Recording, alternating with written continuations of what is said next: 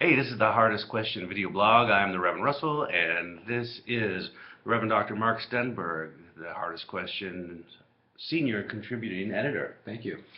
And what are we doing here? Oh, hey, Christ is risen. Christ is risen indeed. Hallelujah. That's about how it goes at our churches. Yeah. It's hard to sort of bring something to that, that proclamation. I mean, maybe at your churches they're all like, woohoo, which leads us to the hardest question. They're not ever at our church. No. It leads us to the hardest question, I think, on Easter all the time. We've said it before. How do you bring a sense of, I don't know, how do you match the moment of this proclamation? How do you capture the surprise when there's no surprise whatsoever? Right. This whole thing is about like, hey, he's risen. We know that. We've known that a long time. I mean, I think the first time they did it. Yeah, exactly. But we've, been practicing this, since for a very long time. Yeah. So what do you bring to this? I mean, it's just so there's too much expectation to create any sort of tension even. I don't know how you do that.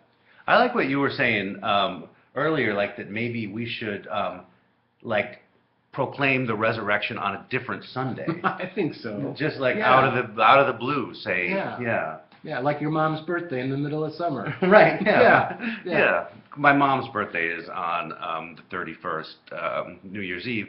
Everybody always forgets it because they give her presents at Christmas, and then New Year's Eve they always forget it.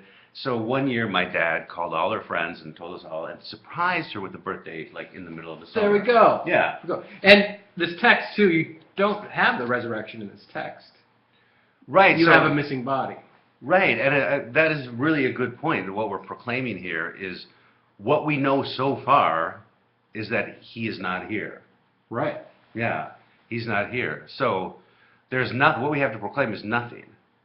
And even in this nothing. Text, do a sermon about nothing? Yeah, that would be a great television show. Yeah. So what we have here basically is this: these two men telling the women to leave because there's nothing to see here. Yeah, which is, in effect, my friend Amy Thorin did a really brilliant sermon, Easter sermon like that. Got up in the pulpit and said, "What are you doing here? What did you expect to see? There's nothing for you to see." Wow. And then she sat down. So really, something like that. That would be bold. Yeah. So you could go with that and have it be like just a completely like awesome move. And you wouldn't really have to write a sermon. So it's a double thing here. But no, I'm compelled by along these same lines by just that simple question: why do you seek the living among the dead? Maybe that is like a great way. Like, wow, what are the dead things like that we live our life among? Right. Right. So what are we? We're seeking life through these dead things. You don't buy that. No, it's just. Yeah, it seemed a little earnest for you, but I like it. Okay, well, this is my earnest Easter self. Okay.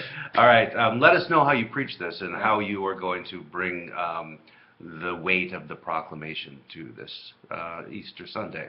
Yes. Thanks. Bye.